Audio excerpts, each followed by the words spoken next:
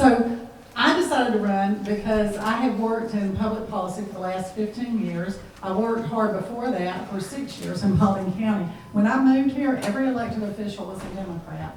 I said, that is not okay with me. That was 30 years ago.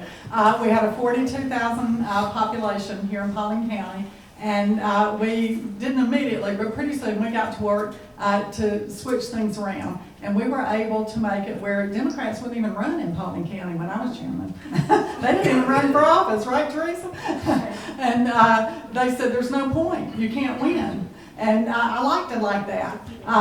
Things are changing a little bit, and that's okay. But there are things that need to happen in Paulding County. I feel like I have the experience to connect us to the resources that we need. I have contacts throughout the state and nation that I have made in 15 years working in public policy. Now, one of my opponents likes to say, she was a lobbyist.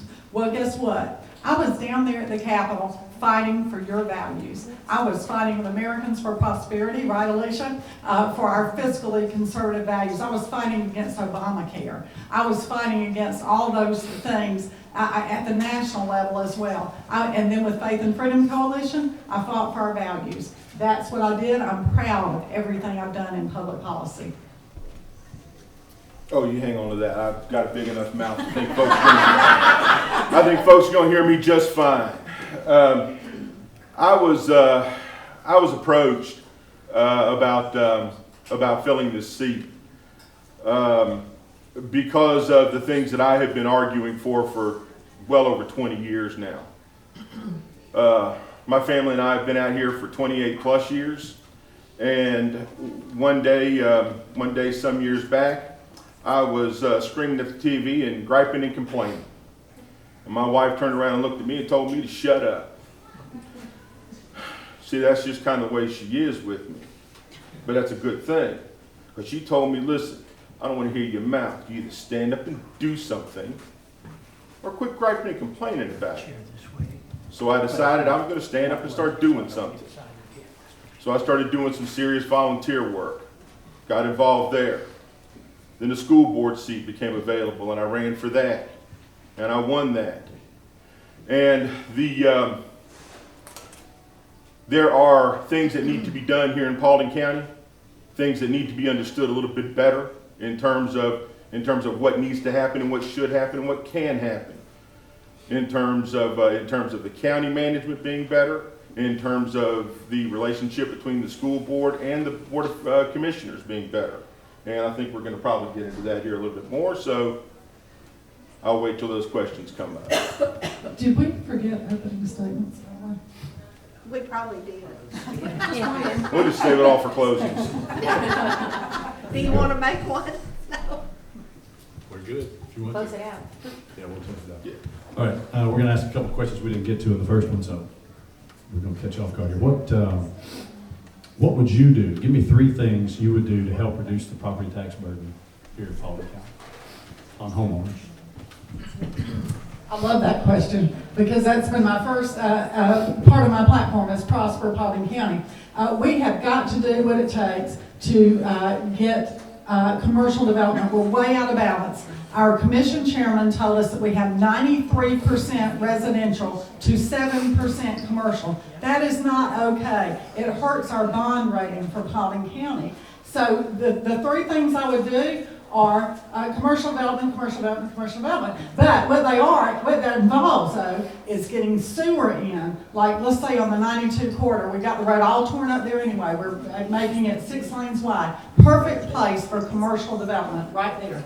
Then, also, that would help our bond rating so we don't have to pay such a high interest rate. That is like your personal credit rating, right? So that bond rating being improved would help us be able to borrow money at a lower rate. That saves the taxpayers money. And then just getting that thing back in balance. Sorry, am I out of time? No. Oh, got 30 seconds. 30 seconds. Okay, all right, good.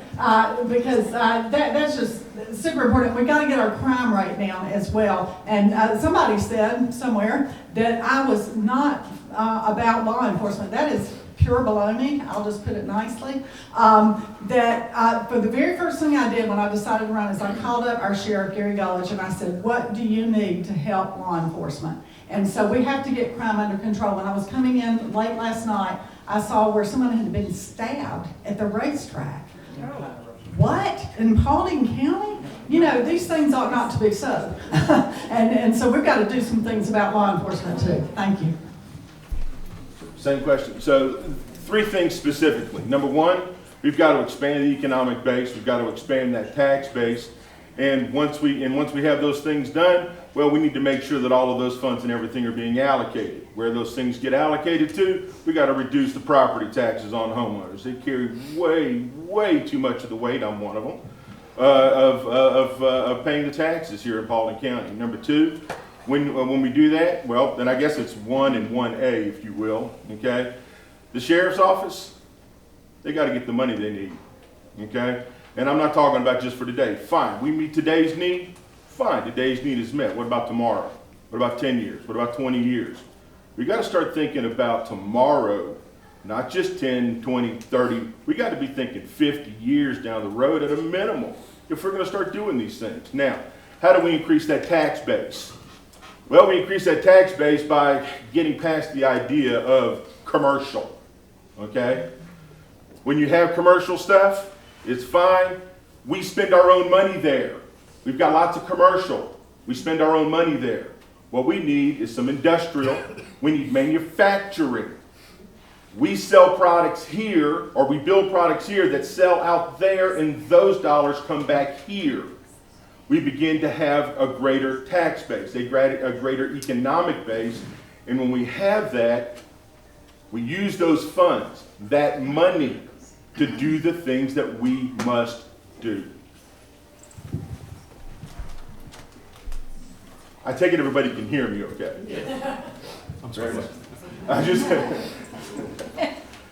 I can speak louder if necessary. Good. Let's go back to a couple of questions from before, since we're going to be limited on time here. Do you believe that both hired members and appointed members of the boards as planning and zoning should reside in Paulding County? You want me to go first? Yeah. Okay. Well, on the appointed, yes, absolutely. They should be here because they're appointed for a reason to speak specifically to specific issues here in Paulding County. Should hired people be specifically here? If they are the highest qualified, if they are the highest educated in their area, the best in their field, yes, if they live here. We're hiring a person to do things, okay? So I don't think we should limit it, because if somebody lives in Indiana and they move here, but they are the absolute top in their field of what they can do, then that's who we got to get, okay?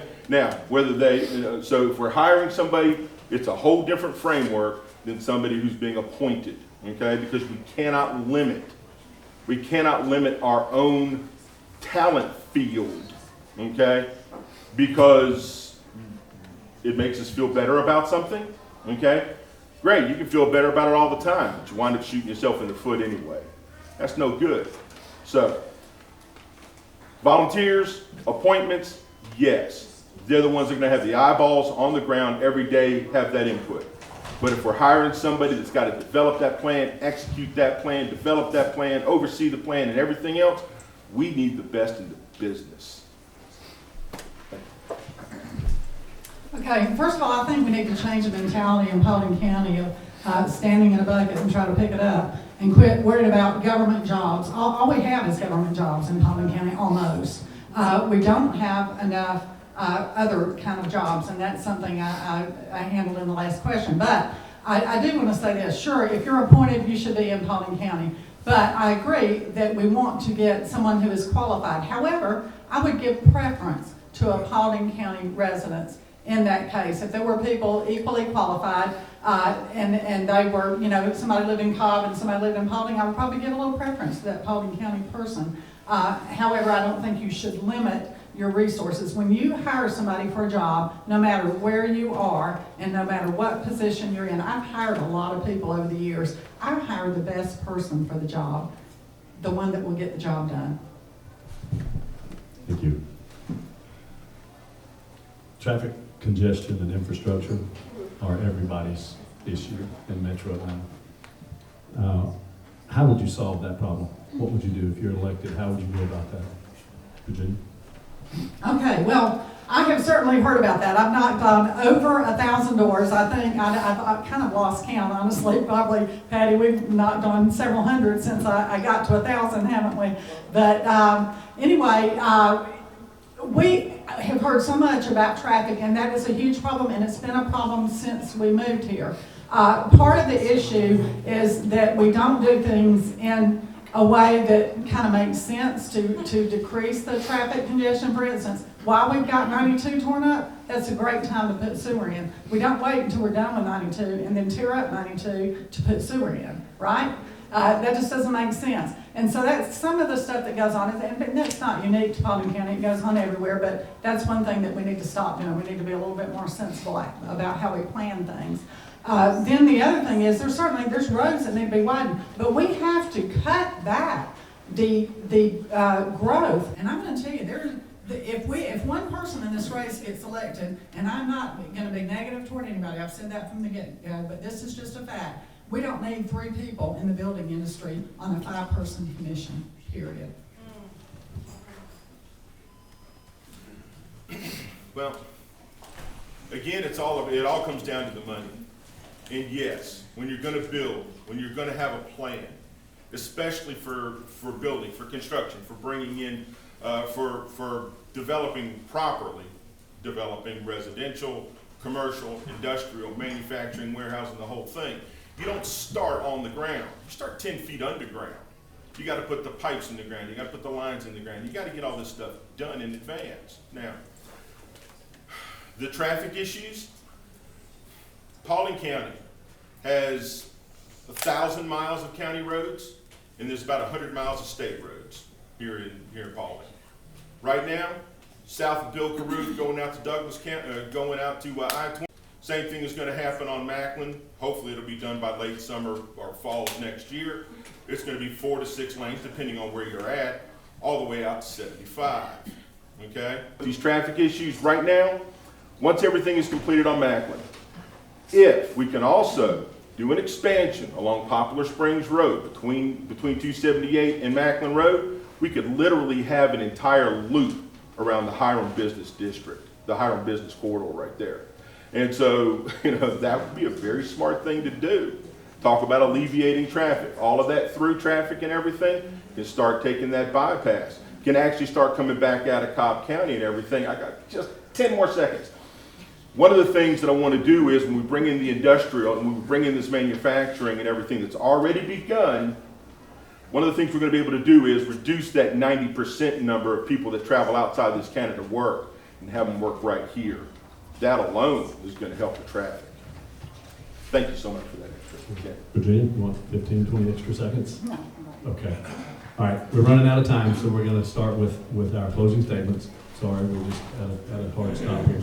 So Virginia, we're going to let you go first. Okay. 1 minute, please, ma'am. No, it's going to be 2 minutes because that was I'm putting them together. It should be 3, but I'll go with 2. As long as Lydia says you can. Then Just saying. I got a few things to say here. Okay. First of all, thank you to all you ladies, and I appreciate, and men that are here, but the ladies for having this meeting and having this forum. I really appreciate it. I'm a member of this group. I have been a member from the time we started. And also a member, of course, of the Paulding Republican Party. I also have to thank my friends. It would be remiss for me not to thank so many of you for praying for my grandson. That's not about this election, but it's about my life, and it's the most important thing that will be on my mind today. Although Paulding is always on my mind. These kind of times, Ethan's name, by the way, means strength. His middle name is Gabrielle, which means God is my strength. And you know what? That's true of all of us if we'll admit it. And I have always relied on God for my strength, for whatever task is before me. And I will continue to do that as your post-through commissioner. I will do that because these kind of times call for that. We're in tumultuous times. We're in hard times. And they may get worse before they get better. And you need a commissioner who knows where their strength comes from. I raised my children here, 4 children. I fought with the Paulding Party to elect Republicans to office. I worked with AOP to fight against Obama's policies. I worked with Faith and Freedom to defend our religious freedoms and a number of other things. And when I was on the DDS board, I was appointed to Driver Services, which is a statewide board, and I made sure that Paulding County got a place to get a driver's license for the first time ever. Now, my name is not on there because my term ran out before the building got built. But if you look in the Dallas New Era this week, you'll see a picture of me with my foot on a shovel. They invited me to come because they knew that I was the person that literally pounded my fist on the table just once. I'm not crazy or anything, but I was like, dadgummit, you're going to put another one in Cobb County and we got nothing in Paulding? Come on! And so that was the beginning of our getting a DDS facility in Paulding. So I'm ready to use my 30 years in Paulding County and my 15 years of public policy to prosper, protect, and preserve our quality of life in Paulding County. Thank you. It's been a pleasure being here with you guys today. A lot of great information's been shared, and I want to thank those who helped put this together. And our wonderful timekeeper. She has, I don't know if y'all can see her up here, but well, she's got them 30-second cards rocking. Okay? The stop one too. So, and that big red stop sign. So, which is probably good for me if anybody knows me at all. So, I'd like to say that from day one of my campaign, nothing about me has been a secret. Nothing about my ideas, nothing about my plans, nothing about what I think, thunk, or thought has ever been a secret to anybody. My service on the school board has, again, spells it out. Take a look at some of the videos from some of the meetings. I don't mind speaking up. I don't mind telling the truth. I don't, that's what we're here for. That's what you elected officials are supposed to do. And that's what I'm going to keep doing. I realize I rub some folks the wrong way, but you know what? Then come and talk to me and let's get it fixed. And we'll get it worked out. Everything is fixable. So I think that moving forward, I'm going to keep doing things the way that is best in my mind to do for people, so that they understand exactly where I stand at all times. Transparency, transparency, transparency. Take a look. Now, I've posted everything that I posted online, all of my information, because this is a very short forum. You can take a look at the economic stuff. You can take a look at the tax stuff. You can take a look at the building stuff. It's all online, and it's all been in the paper, too. I do that to tell you, this ain't a secret. Okay? Last thing. It was working between the school board and the Board of Commissioners. I answered a question online not too long ago, and that was, yes ma'am, and that was this. Why talk about the school board? Why talk about the school board stuff? Why talk about school overcrowding? And I believe that question was asked earlier. About, well, the Board of Commissioners didn't have anything to do with that. But that's not true. That's not even true at all, okay? Because the same tax base that the school board uses for their school taxes to generate revenues comes from the same tax base the Board of Commissioners is responsible to help develop. There's a symbiotic relationship there. For one to be successful, they both have to be successful. I can be that bridge. I've worked on executive boards, I've served on executive boards, and we can get this done. I can be that bridge and make sure that both boards are working better together, because I think they have, but there has been some disconnect. Thank you for the